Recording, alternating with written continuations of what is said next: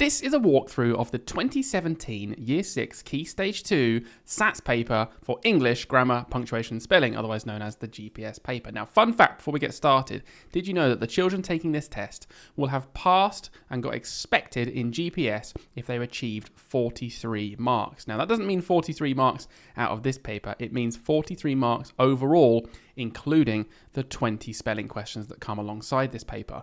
Now, this paper contains 50 possible marks, meaning if you get 43 out of 50 on this paper, you could walk into the spelling test, get 0 out of 20, and still come out as expected. So there you go. Fun fact for you, the passing threshold is not as high as you'd think. So let's work through this paper together, and we'll bring out some learning as we go through. Right, number 1, tick the sentence that must end with a question mark. Why he went there is a mystery, was a mystery. That's not a question. What he thinks about the problem is anyone's guess. That's not a question. When are your cousins expected to arrive? Now that is a question. It's the only one that actually elicits a question. The other ones are exclamations or statements about something. The last one says how they would get to the match was unclear. Not a question. Number 2, insert a semicolon. Semicolons look like this, comma on the bottom, and the top of a colon, which is why they're a half colon, semicolon, in the correct place into the sentence below. Come and see me tomorrow. I will not have time to see you today. Without expression, it's very hard to understand. Read it with a bit of intonation in your head. Come and see me tomorrow. I will not have time to see you today. Makes it very clear that something goes here, and of course, it's going to be the semicolon. Semicolons split 2 related main clauses. Come and see me tomorrow is clause number 1. I will not have time to see you today is clause number 2. They are related, so we can put a semicolon there in between them instead of a full stop or a conjunction. Number 3, which sentence uses capital letters correctly? Okay, do they all start with capitals? Nope, this one doesn't, so that one's gone. Okay, we've got names here, Kajal and Jamal. Kajal, Jamal, Kajal. Okay, they've both got capitals, fair enough. Manchester is a place. Cool, that one hasn't got it. So now we're down to these 2. There must be an incorrectly used capital letter somewhere. So what word might be used incorrectly in these 2? Aha, party. Party does not need a capital letter. It's just a common noun. So just through looking for words, I've identified that this is correct. Let's check it. We went to Manchester for Kajal and Jamal's party. Makes sense to me. All of the correct proper nouns have got capital letters. Number 4, the prefix miss can be added to the word read to make the word misread. What does the word misread mean? This is a question I'm basically asking about what prefixes do. Does it mean to read quickly, read incorrectly, read again, or read before? It means to read correctly. Miss, as a prefix, normally means to do something wrong or incorrectly. Okay. If you misspell a word, for example, then you've done it wrong. Which verb form, number 5, completes this sentence? After Disha something her medal, she gave a television interview. Interesting. So it's in the past tense. After Disha is collecting her medal, she gave a television... That doesn't make sense with the tense. After Disha had collected her medal, she gave a television interview. That sounds pretty good. Let's just check. After Disha has collected her medal, she gave a television... No, the has and gave, they don't make sense. Has is present tense. And... after Disha was collecting her medal, she gave a television interview. Past progressive doesn't sound right there, does it? Was collecting. It's just had collected. It's the perfect tense. It's been completed. It's finished. It's done. Because then she did something else. So the bottom one doesn't really make much sense. Number 6. Circle the correct verb form in each underlined pair to complete the sentences below. Was and were. Oh, love these ones. So remember, was is for singular, were is for plural. Simple. The last place I saw Jack and Gwen was in the playground. Now, even though it's 2 people, because it's being used as Jack and Gwen, it very much plays the role of singular. So the last place I saw Jack was in the playground. The last place I saw Gwen was in the playground. The last place I saw Jack and Gwen was in the playground. It still works as a singular. So it's a good little trap there. At the museum, there's many interesting exhibits. Now, because we've got many interesting, it's plural. There were many interesting exhibits. And the bikes, something lined up for the start of the race. There's more than one bike, so again, it's were. The bikes were lined up for the start of the race. Usually of those ones, guys, you can just hear them. Just literally read them in your head with intonation and a bit of expression, and you can just hear what sounds right. Number 7, tick the options that correctly completes the sentence below. Something, an official Olympic sport at the Winter Olympics in Japan. Okay. In 1998, snowboarding became an official Olympic sport at the Winter Olympics in Japan. Now, if you read that sentence, just don't even look at the answers for a minute. I think it's quite clear that the fronted adverbial finishes after the year and the main clause starts here. Snowboarding became an official Olympic sport at the Winter Olympics in Japan. So I'm looking for a comma after 1998, and therefore there's my answer. In 1998, comma. Number 8. Which sentence is punctuated correctly? Joe went upstairs, comma, turned on his computer, took out his homework and started. Okay, I can see a few things here in this list. He went upstairs is the thing that happens first. He turned on his computer, happens second. Took out his homework is the thing that is last, and started is 4. So in a list, we have commas between all of the items except the last 2, right, where we use and. So and is being used correctly. This isn't right because it's got the comma there, so I'm going to get rid of this one. I'm going to get rid of the first one as well because it doesn't have a comma after the second thing in the list. Joe went. It's just the weirdest use of comma, so that can't be right. Let's hope it's the last one. Joe went upstairs, turned on his computer, took out his homework and started. Yeah, perfect. That's exactly what we're looking for a list. Number 9. What is the word class of the underlined word in the sentence below? The alarm rang and Jamal immediately jumped out of bed. Okay, this is modifying this verb. It's telling us how or when the verb happened. How did he jump? When he jumped immediately. So it's an adverb. It's adding to the verb. Number 10. Tick one box to show the correct place for a colon in the sentence below. Guys, this is a colon. Remember, a semicolon has a comma at the bottom. That's why it's half a colon. It's not what we want. This is a colon, a full colon, 2 dots. Colons are used to introduce things. So tick one box to show the correct place for it. Tom needed to think carefully about his homework. It looked very difficult. Again, where's the natural pause here? Say it out loud with me. Tom needed to think carefully about his homework. It looked very difficult. Okay, the colon goes here, all right? We're going to tick this box because colons introduce. In this case, Tom needed to think carefully about his homework. The colon is introducing why or what about. What is he thinking carefully about? Oh, he's thinking carefully because it looked very difficult. Excellent. Introducing a clause. Number 11. What is the word class of the underlined words in the sentence below? The girl bought a sandwich and an apple to eat for lunch. Right. These words that come before nouns, they determine the noun in front of them. They normally determine how many of the noun we have. The, a, and an all suggest 1. So these are determiners. Number 12. Which sentence is punctuated correctly? It looks like we've got some dashes going on. The man grabbed his coat. It looked cold and windy outside. The man grabbed his coat. It looked cold and windy outside. The man grabbed his coat. It looked cold and windy outside. The man grabbed his coat. It looked cold and windy outside. All of them sound weird if you read them apart from this one, right? The man grabbed his coat. End of clause. New clause. It looked cold and windy outside. Okay, it's extra information being used with a dash. Very simple. Number 13. Which sentence uses the word round as an adjective? I love these questions because remember, words can be used as different things, different word classes depending on the context of the sentence. So round could be used differently. Let's have a look. The dog ran round in circles. That is modifying the verb. So it's an adverb, right? There was a round of applause. There was a round of applause. I think this is going to be a noun. Yeah.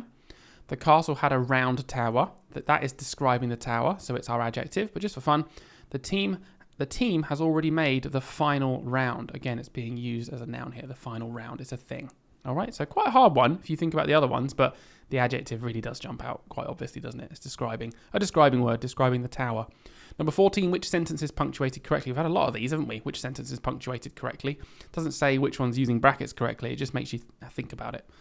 The town is 10 miles, 16 kilometers away. Okay, that sounds good.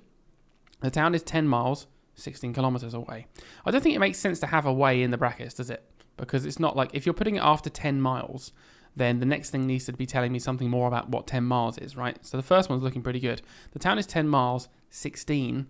No, 16 kilometers is going to be the answer here because this is telling us what the equivalence of 10 miles is in kilometers. The main clause is the town is 10 miles away. That's the easiest way to do it. If you took this out, would it still make sense? Yeah.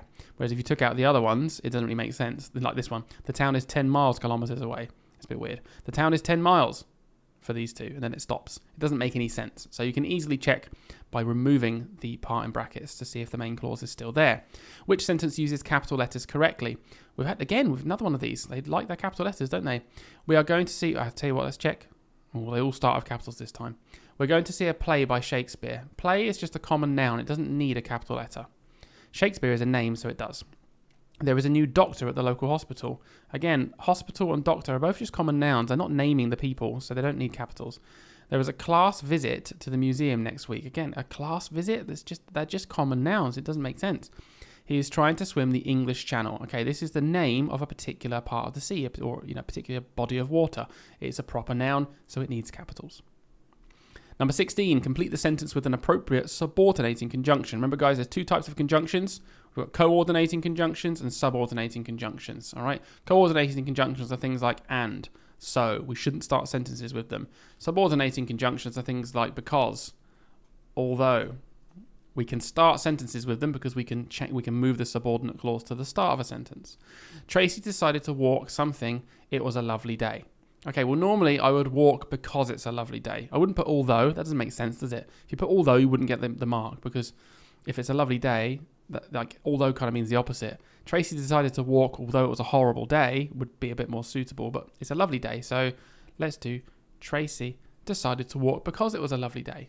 You could put things like due to the fact that, if you want to be really fancy, but just always go in a test, go with the most basic one. Because works, use it. Which sentence is an exclamation? Okay, an exclamation normally starts with a questioning word like what, how, or why, but isn't a question, okay? It's just exclaiming something, all right? You could put an exclamation mark at the end. What time did the sun set last night? That's a question. She said the sunset was particularly beautiful. Okay, that's just a statement. Okay, that's just telling me something. It's not an exclamation. What a spectacular sunset that is. That starts with a questioning word and isn't a question mark. Isn't a question, so it's our exclamation. The sunsets are lovely at this time of the year. Again, it's another statement. It's just telling us a fact. Number 18, which sentence uses the word book as a verb? Another one of these ones that I like. So we're looking for book as a verb, because obviously normally we think of book as a noun, right? A thing we can pick up and read. But can you think of it as an action, a doing word? We decided to book tickets for the football match. Well, that's exactly right there. As a verb, isn't it? We're using it. It's doing something. The action is we're booking something. Let's check the other ones. Pretty sure it's this one. Anna wrote a book review. It's a noun. The scientist's ideas are explained in his latest book. It's a noun. Book club meets. It's a noun. Okay, these are all nouns, whereas this first one is being used as a verb. Number 19, insert a pair of commas in the correct place in the sentence below. So pairs of commas, guys, are a bit like pairs of brackets and pairs of dashes. Pairs of commas can be used to embed an extra clause. So normally, if we took out the part with in between the pairs of commas, the main clause around it should still make sense. I enjoy sitting in my bedroom, even though it is quite small, and listening to music. What would the main clause be? What could I get rid of? I think I could get rid of this part here, even though it is quite small, and it would still make sense, right? I enjoy sitting in my bedroom and listening to music. Yeah, absolutely could. So therefore, we could put a pair of brackets, a pair of dashes, or a pair of commas around this. It's worth noting that when your children are doing this test, if they don't use commas, if they don't draw their commas properly, they will lose the mark. If they do it too high, if they do it like this up here, it looks like a bracket, or it could be an apostrophe, they won't get the mark. So encourage anyone doing this test to be very, very cautious with how they draw their punctuation. Number 20, replace the underlined word or words in the sentence below with the correct pronouns. Guys, pronouns replace nouns and proper nouns, okay? Rather than saying, for his 9th birthday, James visited his grandparents and his grandparents took James to the cinema, which just sounds like we're saying the names way too much. We use pronouns. And his grandparents, they took James, him, to the cinema. All right, pronouns replace nouns and names. Number 21, which sentence is punctuated correctly? Again, God, we're getting deja vu with this question type. Abdul called out. So just by looking at them, you can tell it's about speech, right? So which one is punctuating the speech punctuation correctly? So what are the rules of speech? Speech obviously goes inside. End punctuation goes inside. Speech starts with a capital letter. And speech must be separated from the reporting clause if it's before it with a comma. Okay, so let's look for all of these things. This one doesn't have the comma. I noticed that straight away. This one doesn't have the capital letter at the start. Notice that straight away. This one has the punctuation on the outside. When you know these rules, guys, it is so simple. If you just learn these rules, it doesn't take too long. You can learn it right now if you're not sure. Abdul called out, comma, capital letter. Will you come and help me? Punctuation inside the end. Done. But there we go. Number 22. Which sentence is the most formal? Love these questions because, well, I don't love them. I love them ironically because I just think that's silly. They have to make it so formal that no one could disagree with it, that it always stands out really obviously. Formal is like posh. Professional is the best word. Professional language, okay? So no slang, no sort of hyphenated words, no apostrophes like this. This is okay, but no apostrophes for things like wouldn't, where it's a contraction. This one's different because that's just a possession. So your presence is requested at the wedding of our daughter. I mean, come on. It's got to be that one. Let's just have a look. You wouldn't like to come to our daughter's wedding, wouldn't you? You would like to come to our daughter's wedding, wouldn't you? It's obviously not as professional as this one, is it? So it's gone. We'd love you to join us for our daughter's wedding. It's okay, but it's still quite chatty. It's got weed in it. rather than we would. Our daughter's getting married. Please come. Dashes are really informal. Please come. The exclamation mark at the end. Like, oh, no. These are all really informal. The first one, though, listen to how professional it sounds again. Your presence is requested at the wedding of our daughter. It's so obvious, isn't it? You know, who's getting these wrong? Number 23. Which underlined group of words is a subordinate clause? We've already established that a subordinate clause starts with a subordinate conjunction. Okay, otherwise it's not a subordinate clause. And it's the part of the sentence that does not make sense by itself. It is dependent on the main clause. It only makes sense because of the main clause. If you want to, you can walk with us. Okay, this would be the subordinate clause. This is the main clause. Okay, you can walk with us makes sense by itself. So no, this is the best fishing spot. Clearly a main clause makes sense by itself. We change places when the bell rings. This one sounds good. Okay, when the bell rings starts with a subordinate conjunction, doesn't make sense by itself. Here is the main clause. We change places. It's looking very promising. Let's try the bottom one. We planted the parsley. Okay, clearly a main clause, gone. All right, no doubt in my mind now. This one here, you can always also test it by moving it to the start of the sentence. When the bell rings, comma, we change places. It's a subordinate clause, all right. Number 24, circle the two words that are antonyms. That means opposite in meaning in the sentence below. These questions, I always find them really hard because there's so many words you could choose from. You've got to find the two words that mean opposite. So what looked like a worthless collection of rusty metal turned out to include ancient coins and valuable jewellery. I normally start with the adjectives, guys, because they're the easiest words to be opposite, right? So worthless jumped out at me. I thought, okay, worthless. What's the opposite of worthless? Oh, valuable. It wasn't too hard when you kind of look for the adjectives like ancient, valuable, worthless, rusty. Those two hopefully jump out fairly quickly as, they're clearly the complete opposite in meaning. Number 25, tick one box in each row to show whether the apostrophe is used for a contracted form or possession. We all know, don't we, hopefully, that apostrophes can be used for two different things. They can be used to contract two words, like will not becomes won't. That's an abstract one. Do not becomes don't. He is become he's. And they can also be used for possession to show that the next thing belongs to the person before. There's not lots of Karens. It's one Karen and the pen belongs to her. Where is Karen's pen? That is for possession. Joshua's hungry. You can test it by doing this. Can you replace it with a different word? Joshua is hungry. Yeah, that's contracted. That stands for is. Please get the dog's dinner. The dinner belongs to the dog. Okay, so it's possession. And the cat's outside. Outside doesn't belong to the cat. It's saying the cat is outside. So it's contraction. A few tests can make those really easy. Number 26, which sentence contains a relative clause? Relative clauses, like subordinate clauses, start with subordinate conjunctions. Relative clauses start with relative pronouns like who, which, and that. Very common relative pronouns. And it's extra information. They're normally embedded into the main sentence and they can be taken out like a subordinate clause. And the main clause should still make sense without it. The boy who I met at the park is in my class.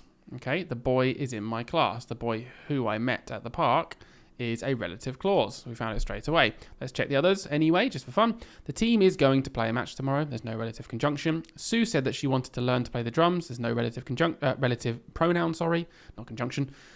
Whenever they have time, they like to go cycling. This is a nice trap answer because it's a subordinate clause, isn't it? So you might think, oh, it seems different.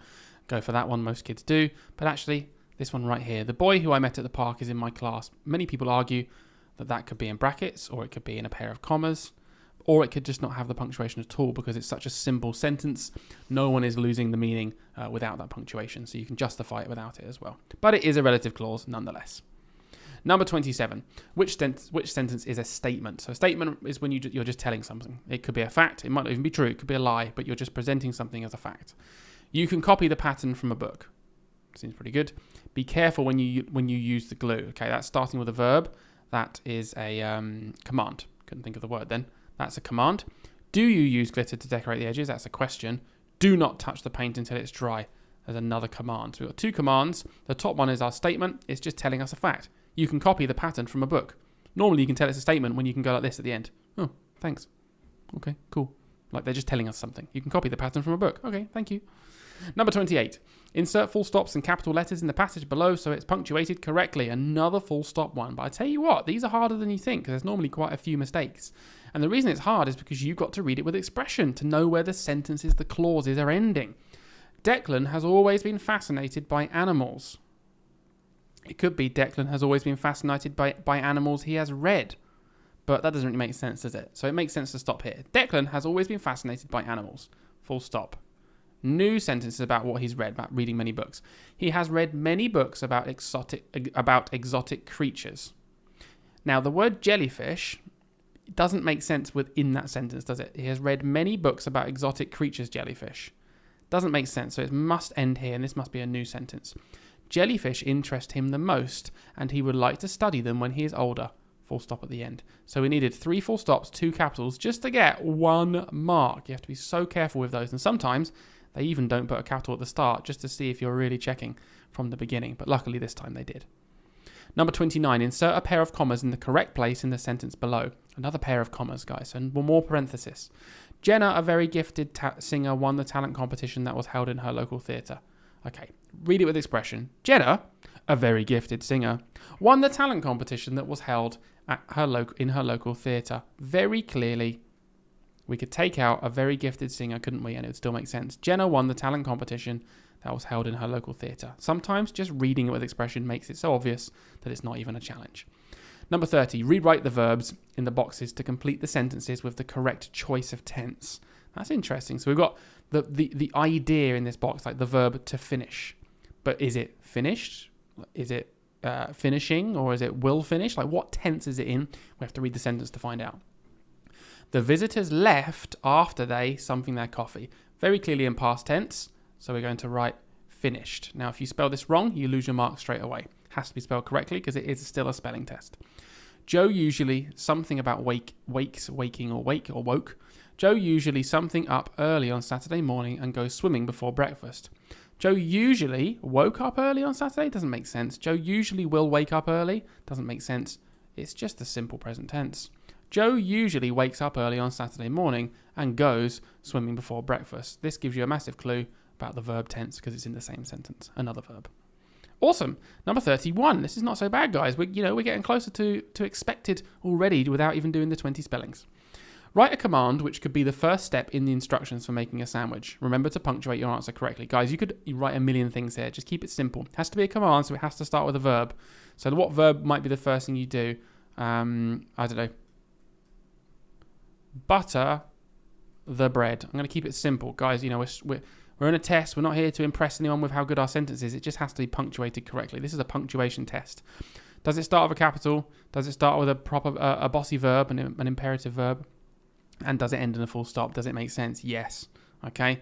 Please don't try and be funny and do something crazy about, ignore the aliens who are on your roof and throw the bread into the bin. Like, don't do it. So kids, I know people want to be funny, but it's a test. So just get it done as quickly and as easily as possible.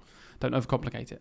32, label each of the clauses in the sentence below as either main, so M for main clause, or S for subordinate clause. Awesome. Main clauses make sense by themselves. When the bell rang. That doesn't make sense by itself, and it starts with a subordinate conjunction. We dashed into the playground. That makes sense by itself. And we started a game of football. Also makes sense by itself. It's using a lovely coordinating conjunction here to join 2 main clauses at the end, but we start with a subordinate clause. Just do the does it make sense by itself test, and you'll be fine every time. Circle the conjunction in each sentence. It doesn't say whether it's a subordinate or coordinate conjunction, so I guess it can be either, right? We like to eat popcorn when we go to the cinema. This is the 3rd time we've seen when being used as a conjunction in this paper. Although my sister likes salted popcorn, I prefer sweet popcorn. Although is our subordinate conjunction here. We have 2 subordinate conjunctions. My brother doesn't like popcorn at all, so he buys sweets instead. Okay, and we've got a coordinating conjunction being used here after a comma. A lot of teachers will disagree with this use of a comma, but as long as the coordinating conjunction is being used to join another whole main clause, you can use a comma before it, particularly with so, not so much with and. Number 34. Which 2 sentences contain a preposition? Clue is in the word, guys. Position. It's about the position of something. He walked really quickly. The horse munched his hay happily. She ran around the games field and the old man walked past the door. Right. It's not these 2, but it is these 2. Let me tell you why. She ran around the games field gives you a sense of position going on here, and the old man walked past the door gives you a sense of position, rather than, you can always replace it with things like, what, did he walk under the door, through the door, above the door? She ran around the games field, she ran through the games field, she ran above the games field, so you can replace it with other prepositions to really check, whereas you can't do that with the two sentences above. Number 35, what is the subject of the sentence below? Guys, in a sentence, you need to identify the main clause, and a main clause goes in this order. We have a subject, we have a verb, because the subject's doing something, to the object. The object doesn't literally need to be an object, it's just a word to describe the thing that's having something done to it. Okay, it could be another person. All right, so watch this. We've got on Tuesday, right? This is our front adverbial, so ignore this part. It's there to put you off. Here's our main clause. Here's our main clause, right? So we have subject, verb, object. Let's see if we can identify the verb first. Plans to meet. So this bit here is our verb, isn't it? Plans to meet, okay, or plans. So the subject comes before it, which means the subject is Mary and the object is Aidan, okay? So the subject is Mary. That was quite a hard one because we've also got in Liverpool, okay, which is a prepositional phrase. So really the main clause was only in this bit right here. They just put in extra bits around it to really kind of throw you off. But the main clause is Mary plans to meet Aidan. Mary plans to meet Aidan. Subject, verb, object. Okay. Number 36. Insert a comma and a dash in the correct places in the sentence below. Interesting. As soon as I see before, I think, okay, subordinate clause. All right. It's starting with a subordinate clause, so I'm going to have a comma before the main clause. Before we leave school, our class wants to start a vegetable garden, the first in our school's history. Right. Before we leave school, comma, main clause. Our class wants to start a vegetable garden. End of main clause, dash, extra information. The first in our school's history. When you read it with expression, guys, I'm telling you, it's not so hard. Number 37 is circle the relative pronoun in the sentence below. Well, we know relative pronouns start relative clauses. Let's look for the relative clause. I mean, in this case, it's been really obviously marked with the two commas around it. The mountain, which could be seen in the distance, had snow on top of it. So which starts our relative clause, which means which is our relative pronoun. Who, which, that are the most common ones. Number 38, complete the sentence below with the simple past tense of the verbs in the boxes. Guys, the simple past tense, without going into a whole mini lesson here, is literally the past tense but always written in its simplest way. So using one word if possible. Rather than saying something like, I was playing, which would be the past progressive, we want to do it simply. We want to just do one single word that represents play in the past tense. Normally by putting ed on it, right? Unless it's an abstract one, which I'm sure we'll get in here. So rather than I was playing, and rather than to play, it's just played. Okay, I played netball last weekend, but I only, so something about no. What's the opposite of no? It's not, I only did know. No, simple past tense. I only knew. I only knew where the match to be the day before. Now, if you're not really sure what about the verb be, because it's quite a hard question, the past tense is was. And what you can do here is probably just fill that in your head by reading it. But I only knew where the match the day before. The word was is just like screaming out, isn't it, at that point? So even if you're not sure about the verb to be or am, you know, those kind of weird verbs, like I am going, like was hopefully jumps out at you anyway. But there you go. Good one to learn.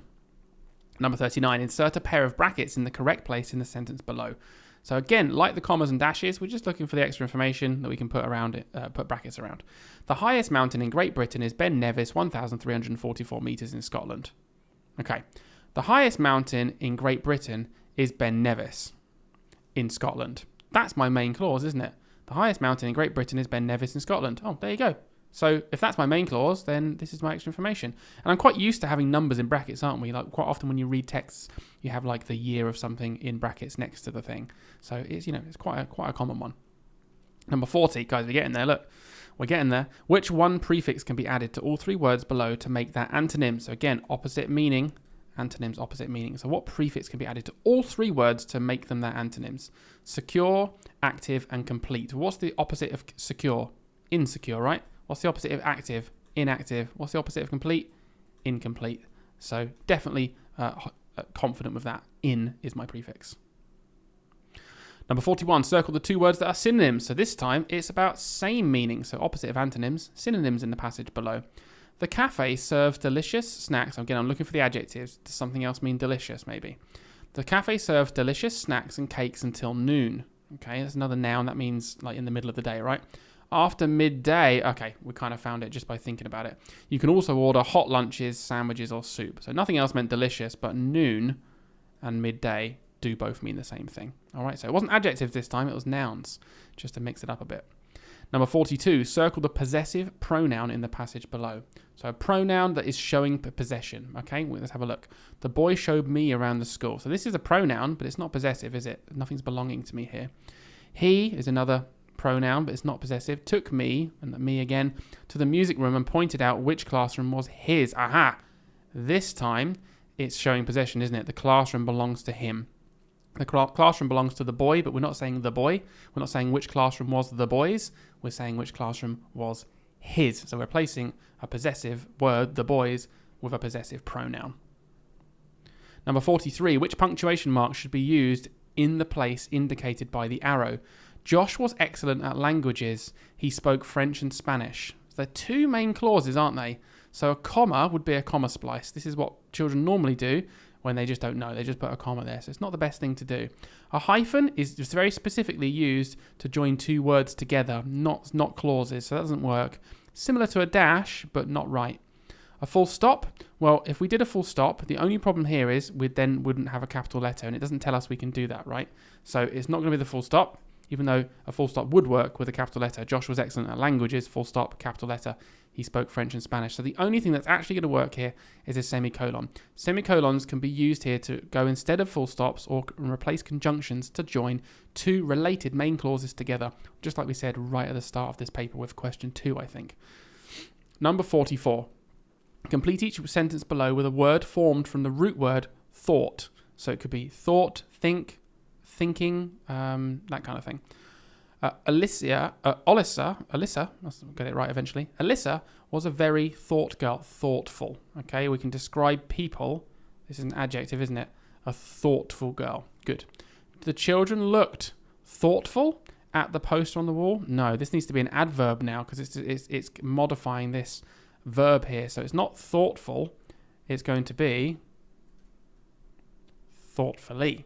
Okay, now this is actually a spelling question. It's checking that you know how to spell full with one L, but fully with 2 L's because you're adding ly onto full, which is where you get the second L from. That's what it's really testing you. Number 45. Complete the sentence below with a noun formed from the verb encourage. So a bit like the one above it, it's another sort of root word kind of one. So my friends offered me lots of encourage to meet my targets. Okay, what's the root word here? Courage, isn't it? My friends offered me lots of courage? No. Encouragement? My friends offered me lots of encouragement. So always make sure, look, I've copied the spelling. Again, it's another spelling question, really, and it's testing you whether you know the suffix meant or not. But it's, it's also a spelling test. You can't use a capital or you get it wrong. Okay, just be careful of that. Insert 2 hyphens in the correct places in the sentence below. So like I was saying earlier, hyphens join 2 words together to make one whole meaning. Okay, so let's have a look at the examples in here and I'll explain it. The children have been busy cooking some healthy, sugar-free snacks. Even the way you say it makes it quite obvious, I think, that sugar-free becomes one idea. It's not sugar and it's not free as separate words, separate ideas. They become one. Sugar-free means the absence of sugar, right? Sugar-free snacks and learning some well-known traditional songs for visitors to enjoy. Well-known, again, becomes one idea. It means really well. It just means known particularly well by everybody. Okay? Well-known traditional songs. So hyphens look like dashes. They go in between words. They have no space either side of them like a dash. They just connect words together. Number 47. Rewrite the sentence below in the active. So we're talking about active voice here. And the opposite of that is passive voice. So most sentences you write are going to be in the active voice, because to write in the active voice is very standard. You write subject, verb, object. But to write in the passive voice, it's when we swap these two around here and we have to change the wording in our sentence. Like this one's already in passive, look. The vital clues were discovered by the detective. To write it back in active, I want to swap the subject and object back around, okay, the clues and the detective. So what the passive does is it says the object is having the verb done to it by the subject. So that's why this is in passive. You've got this really important word here, by. So let's turn it back around without changing the meaning, is what I'm trying to say here. The vital clues were discovered by the detective. Let's start with the detective. What did the detective do? Now, we can't say the detective was discovered by the vital clues. That doesn't make sense. We've changed the meaning. I still want the detective discovering the clues. So we're going to say the detective discovered the vital clues. Okay, So we've not changed the meaning of the sentence, but we have switched around the position of the subject and the object. Tricky stuff, but, you know, a bit of practice, you can get used to doing that. Number 48, rewrite the underlined verbs in the sentence below so that they are in the present progressive form. Guys, present means tense, and progressive means it has to end in ing. That's it. Okay, that's what progressive means. It has to end in ing.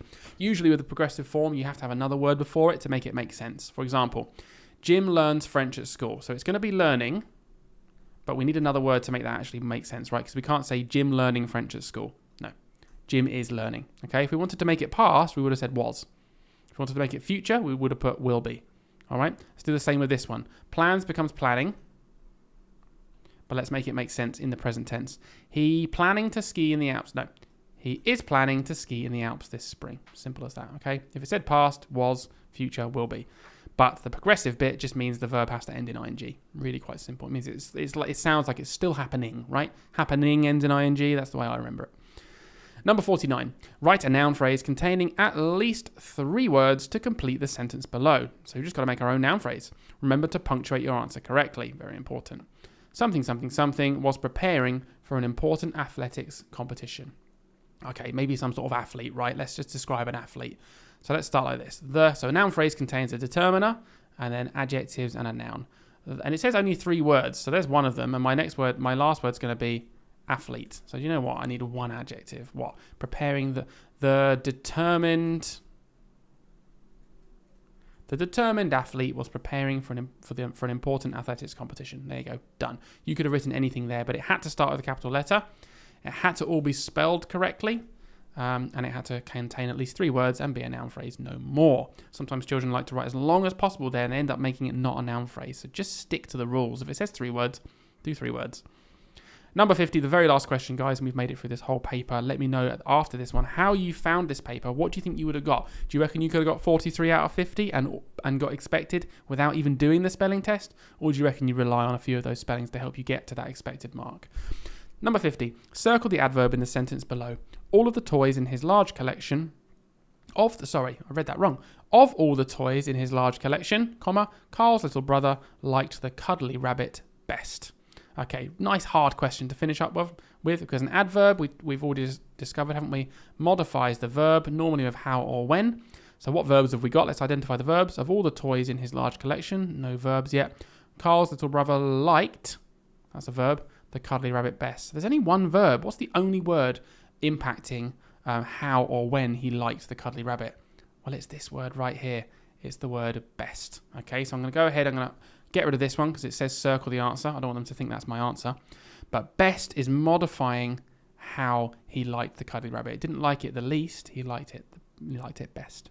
And there we have it. 50 out of 50 on this paper. Again, leave a comment down below, guys, if you're enjoying these videos, and tell me what you want to see as well. Let me know what would you like to see in our upcoming videos helping your children get ready for their SATS exams in the future. But anyway, it's been a pleasure. See you next time.